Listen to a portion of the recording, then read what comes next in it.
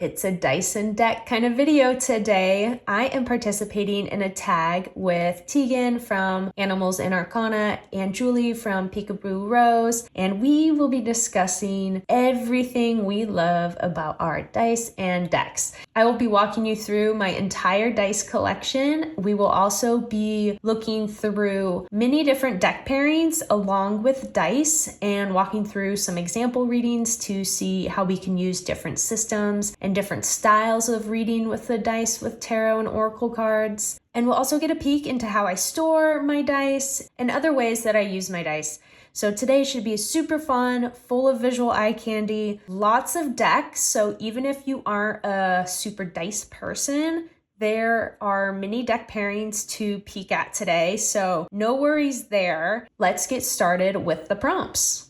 To store my dice, I am using these vintage glass candy jars or apothecary jars, however you want to call them. So these are really fun. I filled them up with a dice set, so they look like little candies in the jars, so it's really fitting. So far, I have a set of 4. This one's the biggest, so a little awkward to get on screen here. Here we have a medium-sized one, which is pretty similar to this one. So yes, it's a little fussy to get the dice in and out of, and obviously you have to kind of dump it out to get a set that you want.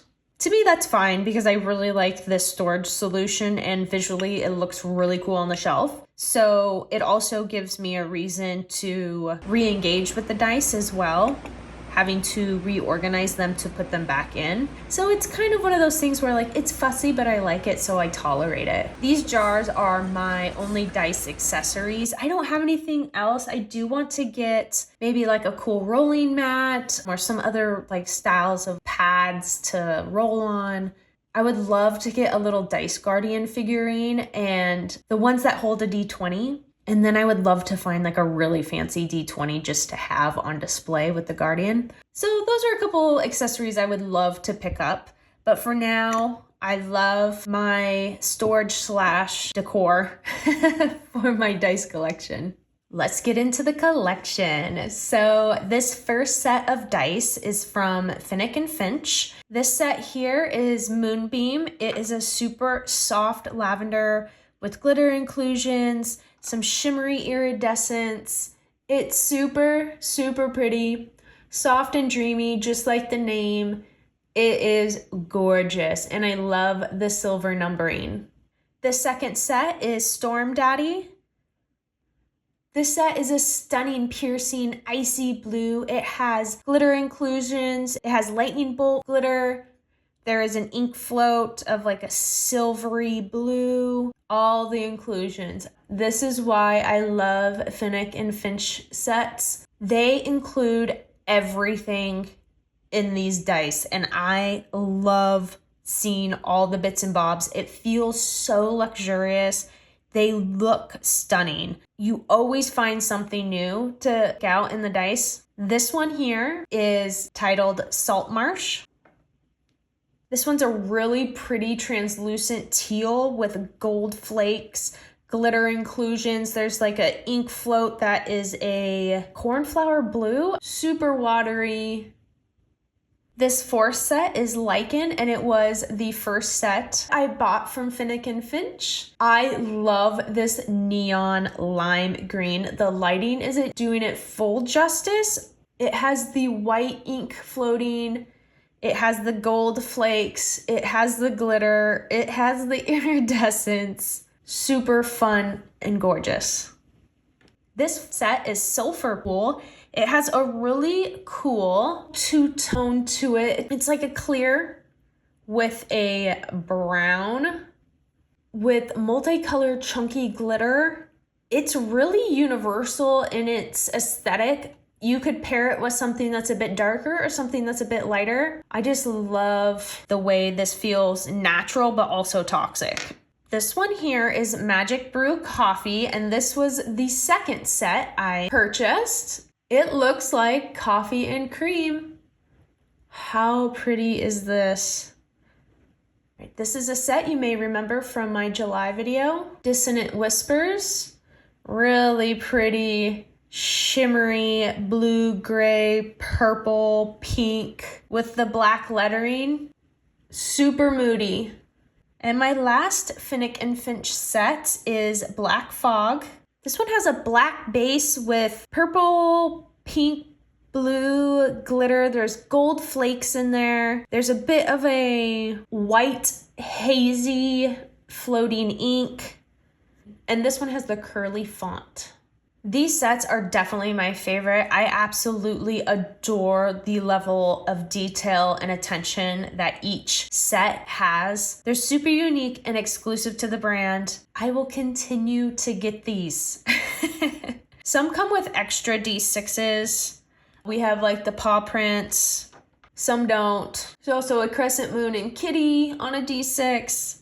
Overall, I highly recommend these sets of dice. Let's talk about my Chessex dice. So I love the size and feel of Chessex. They're on the smaller side, which fits perfectly in my hands. I love the smoothness and weight of these. There's something about them that when I'm holding them, it just feels like butter, like a nice weighted butter. I don't know how else to describe it. And you can also see I have some mini sets, which are just too freaking cute.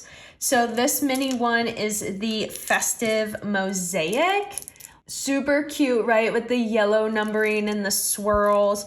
Very energetic, very like electric feeling. I love minis to layer with the full size. It adds such a fun dimension to the spread. We'll look at that when we talk about the deck pairings. This mini set here, this is the Festive Circus. Neon, but pastel. Super pretty, really cute. It reminds me of like Tutti Frutti jelly beans. This next set is so cute. It is called the Festive Pop Art. You may be noticing a theme. I do love the festive ones. There are a few styles of Chessex that I really want to get more of. I love the festive. So these are really fun.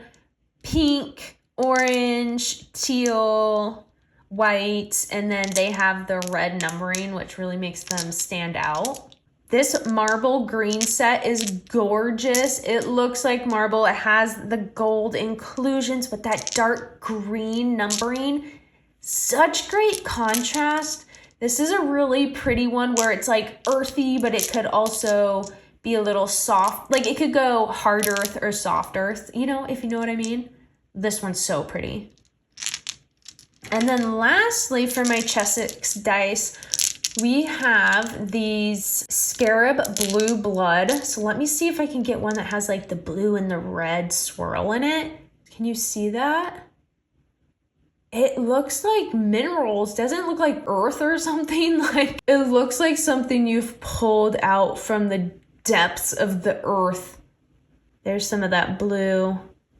Really cool. Once again, a set that also works for like being really earthy. These three are from Misty Mountain Gaming. So we have the Paladin class set, the Elixir of Invisibility, and Moondust. I'm not sure what is exclusive on this site and what isn't. I do know you can find these floating around elsewhere. I'm not sure about these two, possibly, but they're very pretty. I love the coloring on these. That purple with the brown, the baby blue. It's like a little retro, a little funky, but also sort of dreamy. Love these. These ones are so pretty. I love pairing them with my otherworldly deck edit. They're kind of ghostly, right? With the translucent and then the white ink. With that gold, it's like very antique ghost. And lastly, with Moondust, might be hard to pick up on camera. It's almost like a purpley chocolate, super gray. Yeah, the lighting's tough on these, but it has some very light glitter and some gold large glitter. Very cute. These two are from Easy Roller Dice Company. This first one here is called Mutate Mire. It has a seafoam green-ish translucent with a gunmetal sort of gray ink. And then there's multicolored chunky glitter in it. It has this very swampy feel to it. I like it also could possibly go like sci-fi. The range on this one is great, which is why I really wanted to get it. It also looks a bit like the Sulfur Pool from Finnick and Finch, but this has more of a blue base and more of the gray, and that one has more of a clear and more of the brown. This second set is called Celestial Bubblegum. Cute name, right? I love pink and green. This has some subtle glitter in it. Just a really fun set. Looks great with really bold poppy decks. So these 5 here in a pack, I'm actually going through and repainting the numbers and adding a more metallic gold paint because these have like a really dry, crusty looking paint right now. I've gone through and I'm repainting them. This is one I've done. So it just adds like a little bit more depth to it. I'll probably go on and do a second layer. So these are just a kind of like trio colorway ones where there's like a translucent and there's a few other colors with it. And I just think they're really cool. I love this style and I love this font. This one gives me very like Violent Chaos. This one feels like very hard, like it's got an edge to it. These ones are probably my least favorite in the set. Just think this like very light lime green with this magenta is a little harsh and almost goes a little like muddy brown, but it will have its place. This one's really pretty. The whole set has a lot of variation in the colors. There's like a teal, there's blue, there's like some brown gold. This one has a really pretty style. And then this last one in the set is super fun. It's got these like electric jewel toned, which is really cool. I don't really have anything super jewel toned. So it has like this great like purple and teal and like emerald green.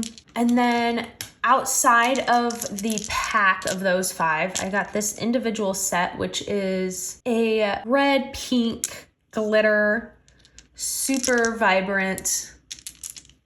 And then this last set that I got on Amazon, I feel like is like actually kind of unique. I don't know if I've seen another set like this. It's an orange, green, and purple, but then it also has this sort of like dulled down sea foam.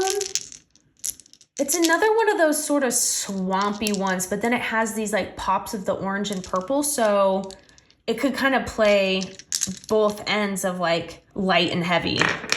These are just some random game and hobby store buys. This set here is by Foam Brain Games. So it has this cool blue numbering with white, pink, green, and like a purple swirl. They're rather big compared to my other sets. This is called Field of Spring. And then this is my 3rd mini set here. It's like a translucent purple, gray, blackish, little shimmer glitter. I just love these mini ones. They're so fun. Okay, so the mini ones and then these last 3 I got at the local game store near me, which is amazing. They have a huge selection of dice. It was like Christmas morning for me. So this is just a very classic style. Once again, I love this font and I love this pink. It's almost like an in-between. It's not a hot pink, it's not a baby pink. Now this set, I haven't seen anything speckled like this with this chartreuse green and like baby pink numbering. The speckles are black and white. It's really fun. It's a really unique set, and I was surprised to stumble across it. So I had to have it, of course. And the last one, which you can find these almost anywhere, yellow glitter and red lettering. Very fast food, right? Yellow and red are appetite stimulating colors, which is why a lot of fast food and like food brands use red and yellow. Okay, we got through all of my dice collection. That was a lot. Thanks for sticking through it. The lighting was a little tough to like work out on all these because they all have such unique features that to catch the right lighting for each one is just like too personalized, and I'm just not that fancy of a setup. The colors and the details and like the inclusions on them, all of these are just stunning. So let's see these in action now. Now that we've seen my horde, let's get into the decks. Let's get into the dice and decks.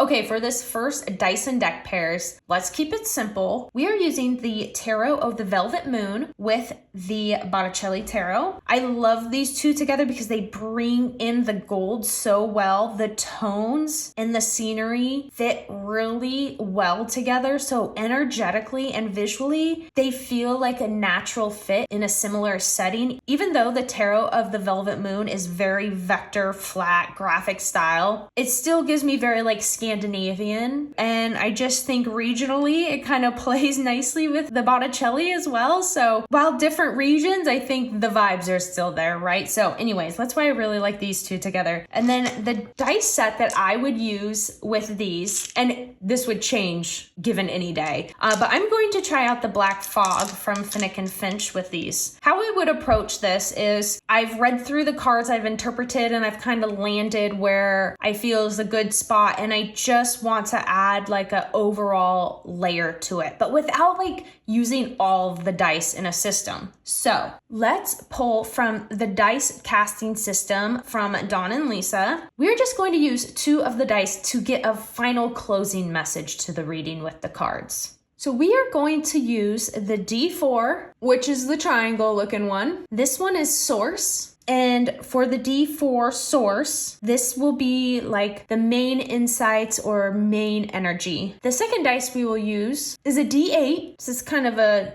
double looking triangle one. The D8 is for what phase we are in and where we should focus. So sometimes I might pick a specific card I want this overall message to be. Sometimes I just want it to be applied to the whole thing, which is what we'll do now. So you can pick and choose how you want these dice to be interpreted. And we'll walk through different ways in the upcoming pairings. So we'll just give it a shake, a cast. On the D4, we got 4. Which 4 is earth. So we're talking about the physical, the body, resources, the doing, which is very fitting and confirming with these double pentacles that we read with before. Now for the D8, which places us with what phase? We got the 2, which is awareness. So what phase we're in is the insightful phase. We're focused, we're planning, like we haven't quite made the leap into the action yet. So when we pair that with the earth for our main insight, the main source, with the D8 of what phase we're in, we're definitely working towards something physical, something we're producing, which is why we have these 2 swords that popped up. We're in that mental phase right now, but we're trying to get to that physical, to that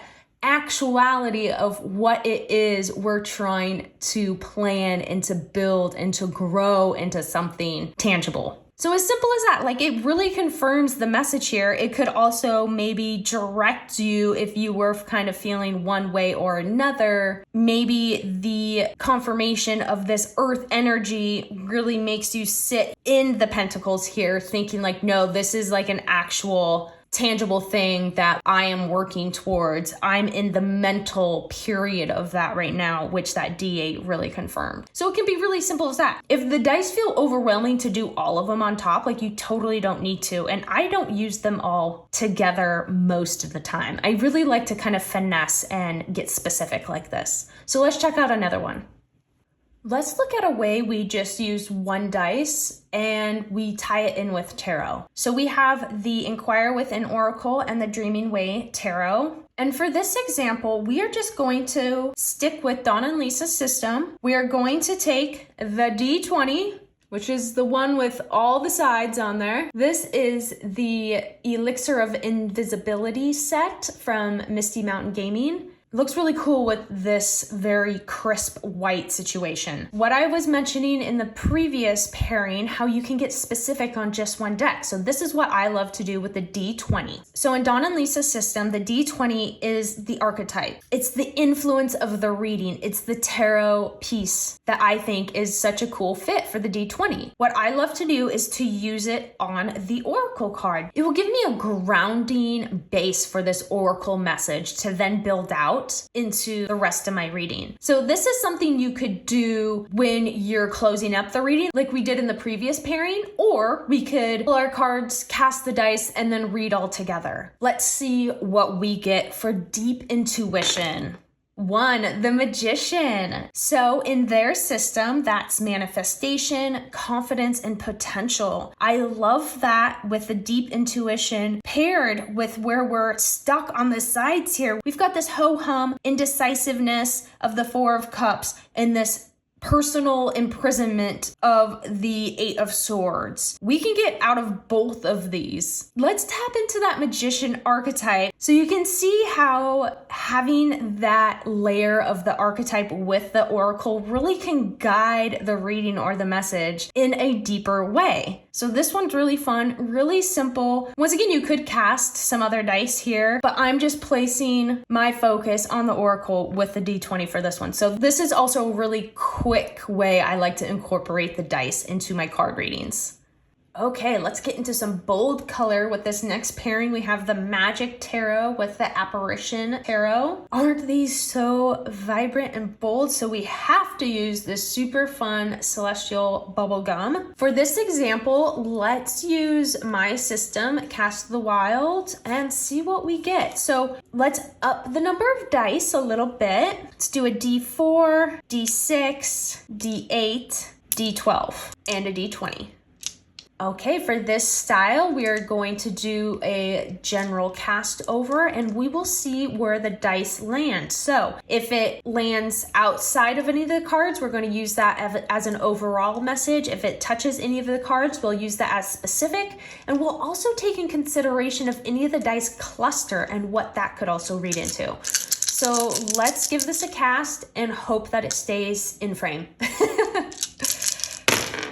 So we have the D12 floating off by itself up here. We'll use that as an overall message. We'll use this D6 to be specific to the 6 of Swords. We have our D4 and our D20 directly on the 6 of Pentacles. And we have our D8 that's slightly off. And what's also interesting, these are in a line. So I don't know, maybe there's something to that. For D4, that is the 4 elements, and the D6 are the 6 senses. So we rolled a 4, which is air. So let's keep that in mind with the thought, with the mental, with the movement and awareness of the 6 of Pentacles. For the 3 in the D6, that is sound. Interesting that we see the ears and the only top of the head for sound. So we really want to think about the rhythm, the interpretation, the resonance of this 6 of Swords. The D8 is talking about the seasonal cycle. So we have a 6, which is decline. That's the softening, the change, the surrender.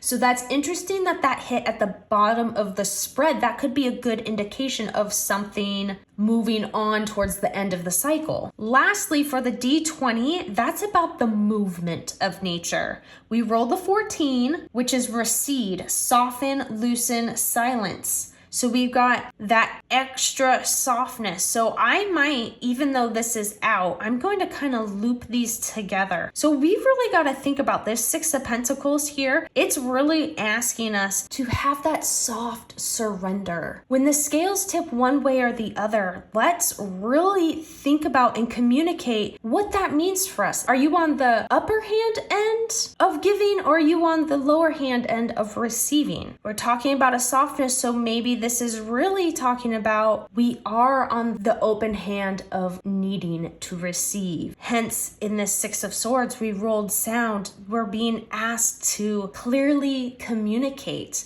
maybe we need to make sure to listen to the end that's the helping hand. We need to decide, right? And I totally forgot about lonely D12 up here. Did I say it already? I can't remember. I'll find out and edit. But this is the exchange, the ecological exchange of nature, the give and the take. So we rolled an 11, so this is really going to make a difference here. That's dormancy. Once again, this other nod to being still. All 4 of these rolled in a vertical line all talk about softening, stillness, surrender, laying low, the undercurrents, waiting, preservation. So we have this movement of need to decide, need for help, need to communicate. So you can kind of see how we can wrap in all these layers of the dice. You could get as granular as you want. You could pull apart what the dice say and just have that be a separate interpretation on top of the cards. But I really like to weave it all together because I really find that the dice usually confirm what I've landed on in the reading. At least portions of it giving me a nod to like which avenue seems to be more open.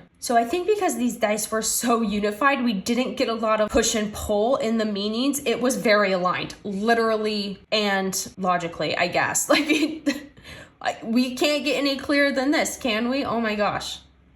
Okay, so we have the Secrets of the Mystic Grove and the Animal Botanical Tarot. Aren't these 2 really luscious? They both are detailed rich, but because of the white borders on the tarot and the white borderline and text on the oracle, it really pulls it in and settles visually. It doesn't feel too overwhelming. Plus, the tarot has a very softness to it, and the oracle has a bit more of like a harsher contrast. So fun. I love these 2 together. And then let's pair them with the Finnick and Finch Sulfur Pool. I think they have a very animal, nature, but neutral vibe to them. For this example, we'll use my system again, especially because this one's nature in theme. The previous one, well, both of those decks have some nature elements. I wouldn't say they are nature decks, but you could see how still using a nature-based system fits so well into the person, into the human. And here's an example of being more literal with some nature inclusions. So this is a new little spread book that I made.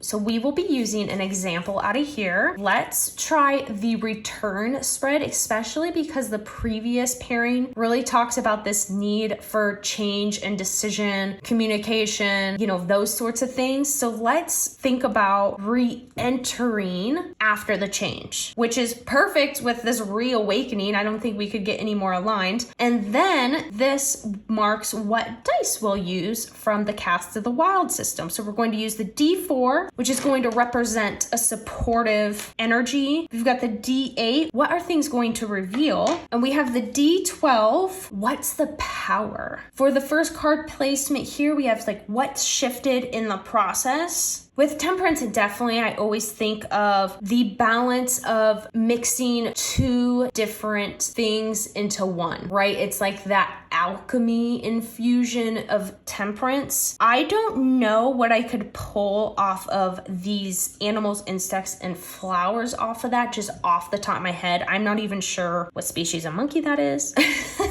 But I like the idea of a butterfly being that floating, that air, that sky element, and the monkey being like that in between of like being grounded but up in the trees in the air. So there's also like playing some duality here within the temperance, right? So what has shifted is our environment and our mindset, because our strength, and then the middle position is what strength is now present. We are now awakened. We are now beginning again. We had this change and we're moving through the cycle again. Into the last position is what is calling for commitment. We have the 5 of Pentacles. Well, we had a really hard time, so we are now in that rebirth. Once again, like we needed to ask for help. We need to remember to not forget that aspect to it. I really feel like this Five of Pentacles is like harkening back to the last example with the Six of Pentacles, that Seven of Cups, and that Six of Swords, of like really being in that place of mentally stuck because you don't want to look weak. Like you don't want to look like you're on the low end of things. And I feel like this is like such a good reminder of like the skull representing the end, but with the mushrooms growing from that death, right? So there's something really cool here about that. So let's add in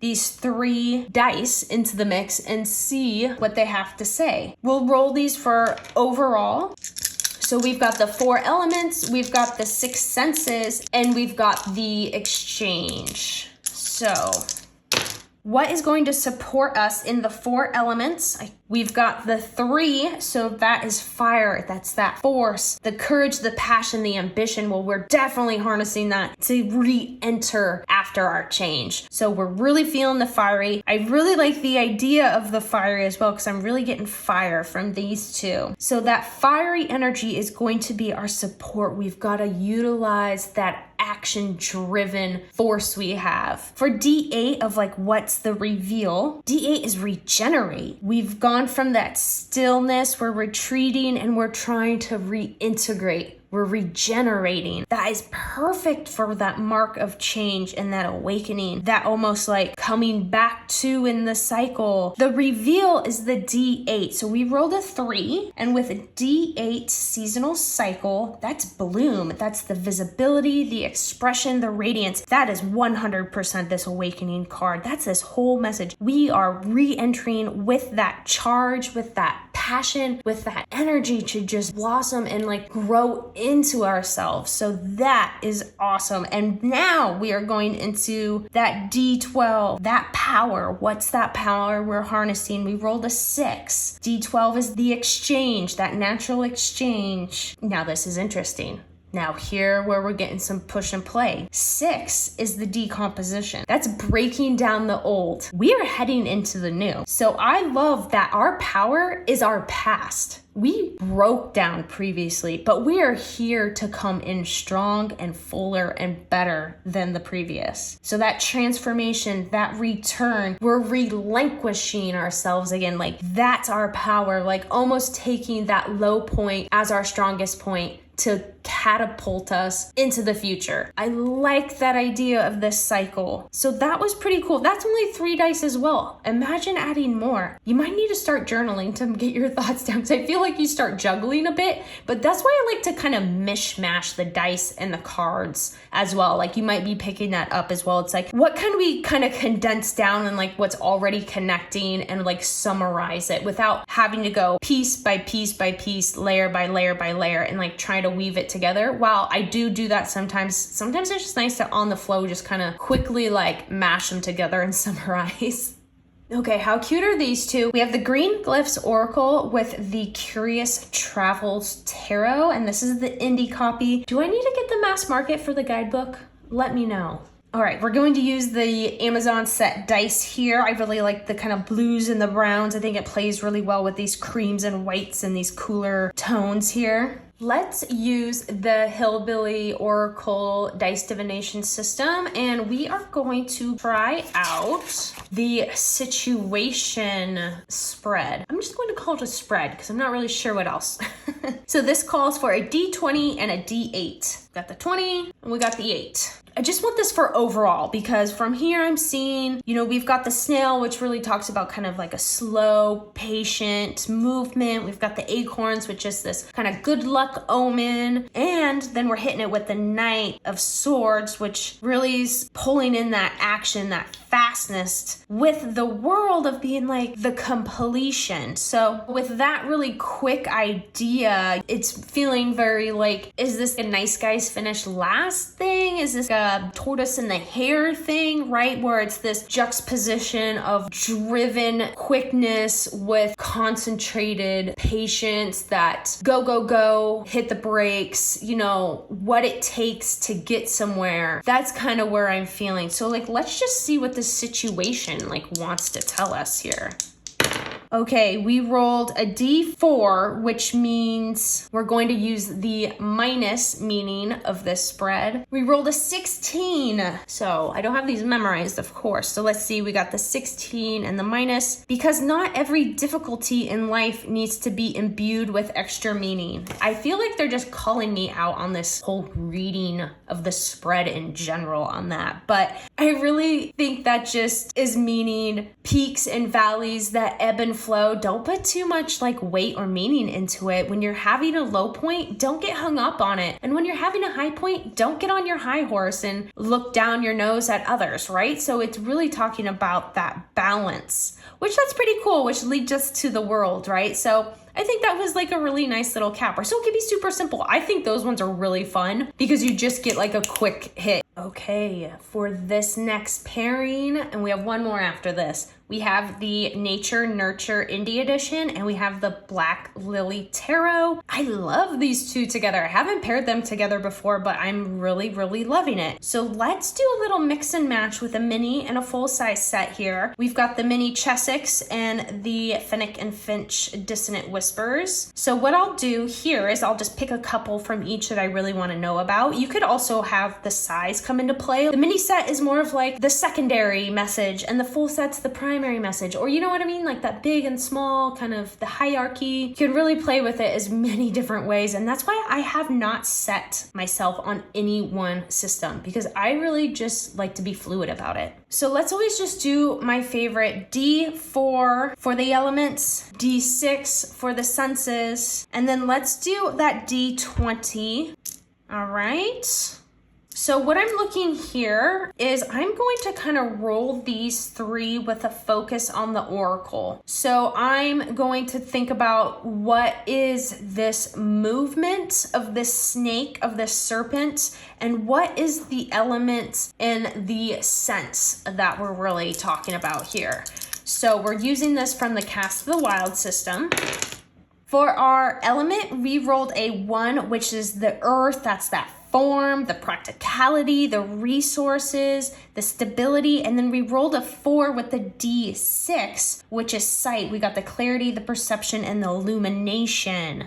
So for me, how I would read those two together is like really watch your surroundings, really look at what you're moving through, that environment. It's all about that clarity and practicality. Let's bring in this D20 with the 12 to talk about what's that sort of movement. And we're talking about sinking, the exhaustion, the loss, the fade. So how I would kind of wrap that together, we've lost touch with that physical self and the physical realm. We've become blind to our losses. We really need to get back to that groundedness of that stability to find ourselves again in the pentacles here. Here we're facing that sort of beast, right? That give and take, that 6 of pentacles again. It's very hard and soft, right? Like this animal could shred us, but the human could also tame the animal, right? So there's this partnership of hierarchies. With the 9 of Pentacles is that everything you work towards is just blooming and rich and full, and your efforts have paid off. So which makes me think, okay, great. So we had to start with this serpent, this healing of the loss, of shedding of the skin, of looking at something that was really hard, facing something that was super challenging, to come around to our riches, our spoils, because of all of that. I kind of had these 3 focused a bit to then go to these outer cards and loop that in, if that makes sense. For our last pairing, we have the Witch's Shadow Work Oracle with the Daydream Tarot, and we are pairing that with the Paladin set from Misty Mountain Gaming. I really like the natural blues and greens and the purples, sort of fantasy-like, which these have a very fairy tale theme to them, so I really like that idea. I love this Survivor card with this chariot with this fist in the air that really gives this sort of like power with the hermit, with the idea of the hermit. I like this solo survivor read here. From the dice, what do we want to know more of? Let's just pull this theme of the dice here and see what it lends us to. We'll just skip the spread, but we'll kind of keep this mini spread of the dice. So we're going to think about the quality, the experience, and the transformation of being a lone survivor. So we've got the D4, the D6, and the D8. And let's try it out with this system. So we'll use my dice spread with this meaning. Let's see where it takes us. Okay, so for the D4, we've got 1, which is air. So we're talking intellect, the mind, communication, thinking. So that's our quality of a lone survivor. For the D6, we rolled a 4, which that's our experience. And that's the harmony. We're talking compassion, acceptance, and peace. So that experience of this lone survivor has made us come to peace with our past struggles, of our fight, of our isolation, of us fighting through and finding ourselves. And on the D8, that's our transform, that's our transformation. We rolled a 5, and that's wholeness. So we're talking integration, acceptance, and authenticity. Because we have accepted ourselves as a survivor, not a victim, we are a fighter, and everything we went through caused us to have a more rounded wholeness, more authentic, genuine self, because we know all sides of what it takes to get through being a survivor. Okay, that was really fun. That was also a lot. So let's talk about the actual systems. We kind of touched upon the systems that I'm toying around with. And I had mentioned that I am not set on any one system yet. I actually want to keep learning more and seeing what more is out there. Because as we kind of practice quickly with, you can kind of see how you can tailor certain systems and also combine some to really customize your reading. While this is something I don't think I will ever memorize, I mean, my own system I am using enough, so I'm familiar enough with the system, but I think there's great qualities to everything. It's just like having a ton of tarot decks and oracle decks, right? There's always something a little different about them. So I am going to probably start playing around with some more offerings, like these combos of dice and deck spreads. I think there's something interesting about making some themes or categories or spreads or something you want to call it for the dice, where you can have the meaning, but then you can almost apply it to a position.